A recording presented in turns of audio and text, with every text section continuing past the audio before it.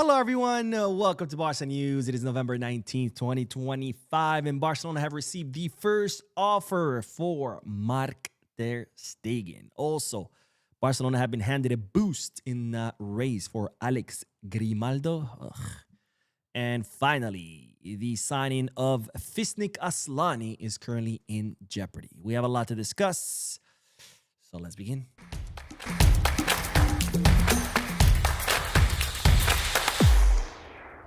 Hello, everyone. Welcome to the channel. My name is Boo, and I know today was supposed to be podcast day, but unfortunately, or fortunately, I should say, I do have a flight to catch at 6 in the morning. So I've been running around doing errands, dropping my dogs off, trying to pack, shower, everything. So I wasn't able to do the podcast. Instead, I'm doing two short lives. I already did the first one. Now this is the second one, so I can keep you up to date on all Barca news. And as always, when I do travel, of course, I'll be taking my laptop camera with me, and I'm still gonna do daily videos, even though I will be out for the next week. Having said all that, let's dive right into the news because, ladies and gentlemen, there is news from Italy, coming from Italy, that states that Napoli are looking for a change in the coaching position. Looks like they're not too happy with Antonio Conte, and they're looking to possibly replace him. And one of the candidates for that job is Xavi Hernandez. It looks like Napoli believe that Xavi would be a good replacement for Conte and could be someone that could lead their team to success. And my question to you is, do you think Xavi and Napoli go hand in hand? I say, why not? At the end of the day, I think what really hindered Xavi was that huge jump from coaching a team in Qatar all the way to Barca. I think that was just way too big of a jump. I think he should have done something more in the middle, like a team with not so much expectations, not so much pressure like Barcelona. I mean, we're talking about one of the most demanding clubs in the world, one of the most jobs with most pressure in the world.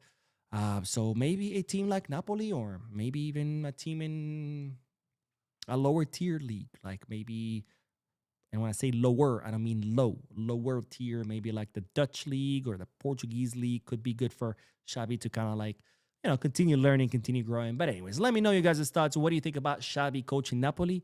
You like it? Not? Let me know in the comment section. Now on to that next bit of news, because ladies and gentlemen, Barcelona have received the first official offer for Marc-Andre Ter Stegen. Now, as you know, Ter Stegen should be back from injury either towards the end of December or beginning of January.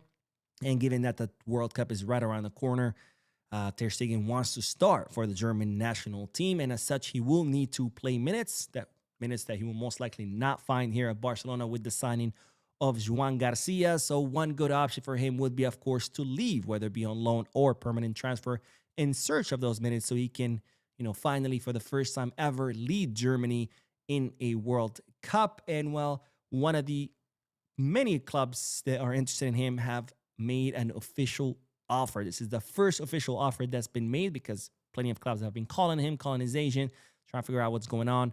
But this is the first offer that Barcelona have received, and it comes from Besiktas out of the Turkish league, who have offered to take Ter Stegen on loan in the winter transfer market. They're willing to cover his full salary. And this is huge because Ter Stegen has a very large salary, which usually when players have that very large salary and then go on loan, most of the time clubs do not want to cover the entire salary. For example, Ansu Fati, Monaco's only paying half of his salary. Barcelona are paying the other half. But Besiktas willing to cover the entire salary of Marc Ter Stegen, and they're willing to include a option to buy, not an obligation, but an option to buy worth 8 million euros. Now, the option is a little bit low, but of course, the fact that they're covering his entire salary, it's a huge financial commitment on behalf of the Turks. Now, if you would ask me to my opinion, I really don't see Ter Stegen going to Turkey. After all, I think he has the level to compete at many of the top clubs in Europe. So I don't know if he's ready to go to Turkey. I don't think he's going to want to go to Turkey.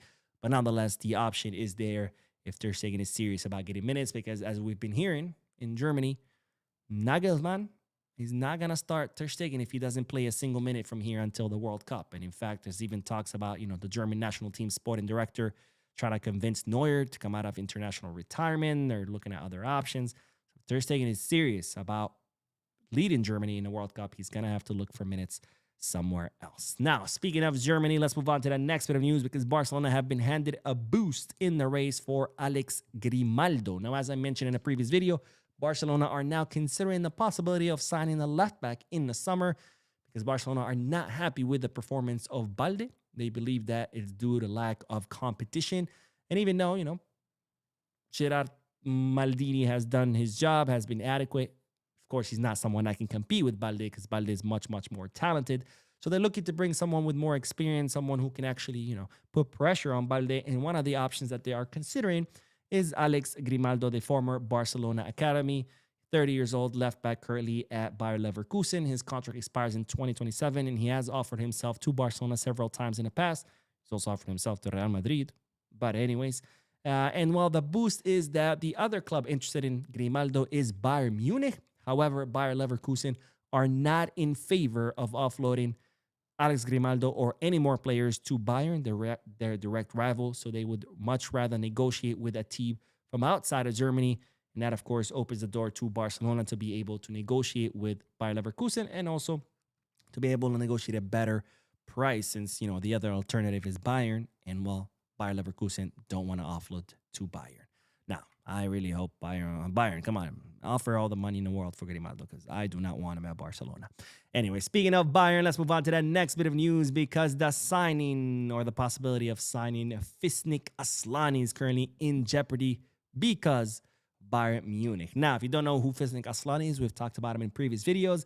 23-year-old center forward, currently killing it at Hoffenheim. He's actually been dubbed the new Lewandowski, and he's someone that Barcelona are considering signing in the summer to reinforce the center forward position.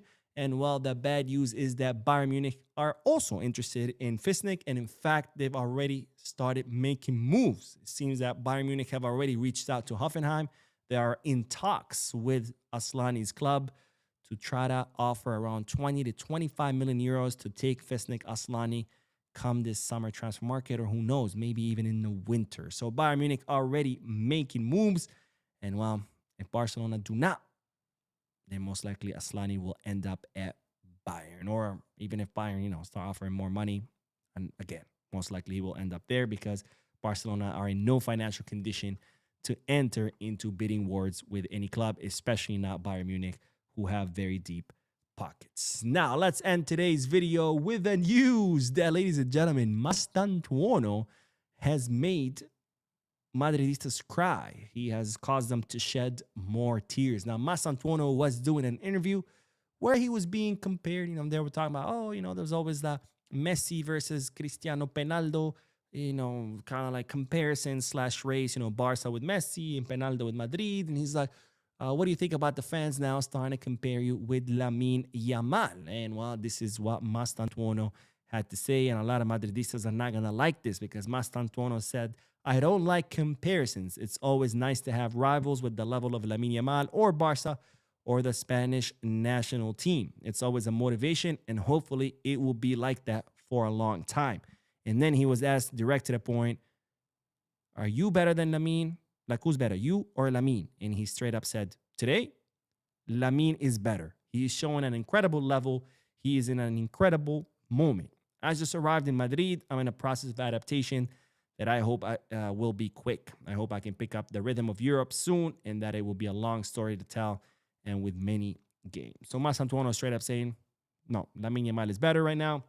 And of course, this is going to cause a lot of tears because Madrid, in their forever efforts to try to compare their players to Barcelona, of course, always failing at it, Well, this is yet another failed attempt. Remember, they were trying to compare Arda Güler to Lamine, and that quickly fell apart. Now they started saying Mastantuono is better than Lamine. Well, now even Mastantuono himself saying, no, I'm not. And of course, the list is endless. They've tried to compare Bellingham to Pedri. They've tried to compare Asensio to Pau Cubarsí. Now Huijsen to Pau Cubarsí. I mean, these poor guys, man. They have such an inferiority complex when it comes to Barca. It's like they have to compare it. It's like, bro, stop it. Our players are way better. The only good players you have to go sign. We actually produce the best players. Anyways, that is all for this video. I did go live a few moments ago. If you haven't seen it yet, make sure to check it out. Don't forget to hit the like button, subscribe to the channel, drop a comment, and as always, Visca Barça.